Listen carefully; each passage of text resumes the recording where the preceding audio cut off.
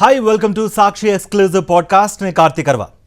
ఓసారి ఊహించుకోండి, మీరు ఉదయం నిద్రలేచారు. మీ ఇంటి వంటగదిలో రోబో బ్రేక్ఫాస్ట్ సిద్ధం చేస్తోంది.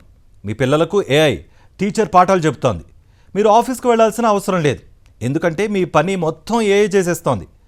షాపింగ్ చేయాల్సిన అవసరం లేదు, అవసరమైన వస్తువులన్నీ ఆటోమేటిక్గా మీ ఇంటికి చేరిపోతున్నాయి. అలాంటి ప్రపంచంలో డబ్బు నిజంగా అవసరమా? ఇది సైన్స్ ఫిక్షన్ సినిమా కానే కాదు. ప్రపంచంలోని అత్యంత ప్రభావశీల టెక్నాలజీ నాయకుల్లో ఒకరైన ఎలాన్ మస్క్ ఊహించిన భవిష్యత్తు. ఇటీవల జరిగిన ఓ పాడ్కాస్ట్లో ఆయన చేసిన వ్యాఖ్యలు ప్రపంచవ్యాప్తంగా పెద్ద చర్చకు దారితీశాయి. 2036 నాటికి డబ్బు పెద్దగా విలువ ఉండకపోవచ్చు అని ఆయన అన్నారు. అంతేకాదు, ఏఐ మనుషుల కంటే తెలివిగా మారుతుందని, మనుషులు నియంత్రణ కోల్పోయే పరిస్థితి కూడా రావచ్చునని హెచ్చరించారు.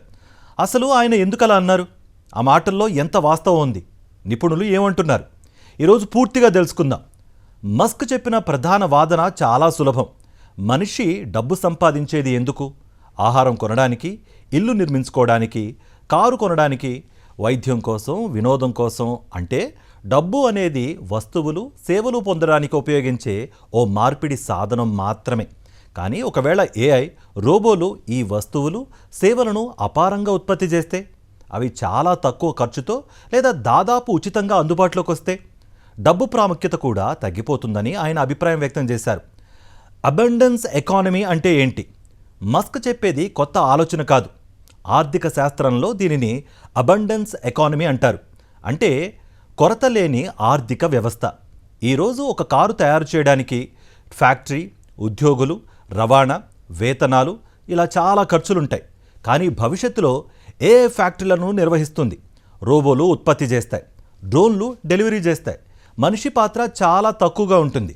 దీంతో ఉత్పత్తి వ్యయం భారీగా తగ్గే ఛాన్స్ కూడా ఉంటుంది. ఏఐ ఇప్పటికీ ఏం చేస్తోంది? ఇది కేవలం ఊహ మాత్రమే కాదు. ఈరోజు ఏఐ డాక్టర్లకు రోగ నిర్ధారణలో సాయం చేస్తోంది. ఏఐ లాయర్లకు లీగల్ డాక్యుమెంట్లు సిద్ధం చేస్తోంది. ఏఐ కోడింగ్ చేస్తోంది, వీడియోలు తయారు చేస్తోంది, సంగీతం కంపోజ్ చేస్తోంది, సినిమాలకు విజువల్ ఎఫెక్ట్స్ రూపొందిస్తోంది, కస్టమర్ సపోర్ట్ కూడా అందిస్తోంది. ఫ్యాక్టరీలో రోబోలు ఇప్పటికే లక్షాది వస్తువులను తయారు చేస్తున్నాయి. అంటే ఏఐ విప్లవం మొదలైంది. 2036 నాటికి ఉద్యోగాల పరిస్థితి ఏంటి? ఇక్కడే పెద్ద ప్రశ్న వస్తోంది. అన్నీ ఏఐ చేస్తే మనుషులు ఏం చేస్తారు? ప్రపంచ ఆర్థిక వేదిక అనే పరిశోధనా సంస్థల అంచనాల ప్రకారం కొన్ని ఉద్యోగాలు పూర్తిగా కనుమరుగయ్యే అవకాశం ఉందట. Data entry, customer service, basic accounting, సాధారణ ప్రోగ్రామింగ్, సాధారణ డిజైన్ పనులు, ఇలాంటి రంగాల్లో ఏఐ ప్రభావం ఎక్కువగా ఉండొచ్చు. అయితే కొత్త ఉద్యోగాలు కూడా వస్తాయట. AI training, robo maintenance, AI భద్రత, డేటా గవర్నెన్స్, హ్యూమన్ ఏఐ సహకార రంగాల్లో అవకాశాలు పెరుగుతాయట. అందుకే చాలామంది నిపుణులు ఏఐ ఉద్యోగాలను పూర్తిగా తొలగించదని, కానీ ఉద్యోగాల స్వరూపాన్ని మాత్రం పూర్తిగా మార్చేస్తుందని చెబుతున్నారు. మనిషిపై ఏఐ ఆధిపత్యం.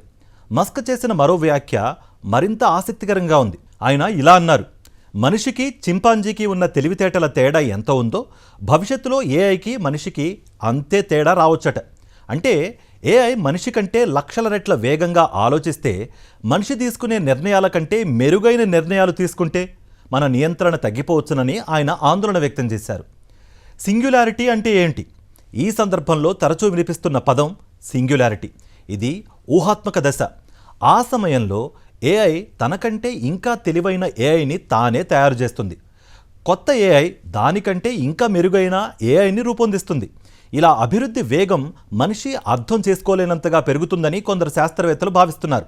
Open AI CEO Sam Altman కూడా మనం ఇప్పటికే ఆ దిశగా వెడుతున్నామని చెప్పారు. Google DeepMind CEO Demis Hassabis కూడా మానవజాతి సింగ్యులారిటీ గడప వద్ద ఉందని వ్యాఖ్యానించారు. ఆంథ్రోపిక్ ఎందుకు హెచ్చరిస్తోంది? ఏ భద్రతపై పరిశోధనలు చేస్తున్న ఆంథ్రోపిక్ సంస్థ భవిష్యత్తులో ఏఐ తనకంటే శక్తివంతమైన ఏఐలను తానే రూపొందించే ఛాన్స్ ఉందని పరిశీలిస్తోంది. అలాంటి పరిస్థితుల్లో మనుషుల అనుమతి లేకుండానే ఏఐ తన సామర్థ్యాన్ని పెంచుకునే ప్రమాదాలపై పరిశోధనలు కొనసాగుతున్నాయి.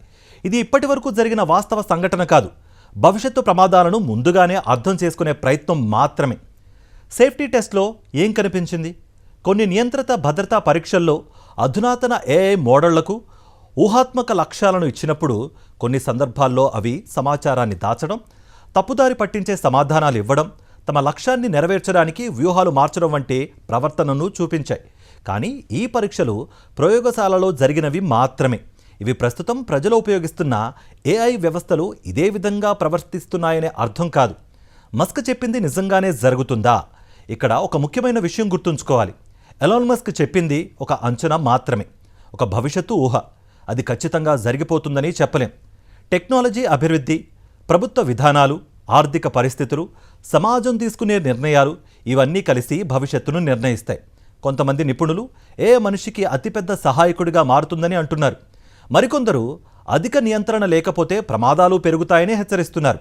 ముగింపు: 2036 నాటికి డబ్బు నిజంగా అవసరం లేకుండా పోతుందా? ఏఐ ప్రపంచాన్ని పూర్తిగా నడిపిస్తుందా? రోబోలు మన ఉద్యోగాలను తీసేస్తాయా? లేక ఏఐ మనిషికి మరింత శక్తివంతమైన సహాయకుడిగా మారుతుందా? ఈ ప్రశ్నలకు ఈరోజు స్పష్టమైన సమాధానం లేదు. కానీ ఒక విషయం మాత్రం ఖాయం. పారిశ్రామిక విప్లవం ఎలా ప్రపంచాన్ని మార్చివేసిందో, ఇంటర్నెట్ యుగం ఎలా మన జీవితాలను మార్చిందో, అదే స్థాయిలో లేదా అంతకంటే పెద్ద మార్పును ఏఐ తీసుకురావచ్చు. ఆ మార్పును మనం ఎలా ఉపయోగించుకుంటున్నామన్నదే మానవాళి భవిష్యత్తును నిర్ణయిస్తుంది. ఈ ఏఐ విప్లవం మనకు వరమా లేక సవాలా? మీ అభిప్రాయం ఏంటి? కామెంట్స్ రూపంలో తెలియజేయండి. Stay tune to Sakshi.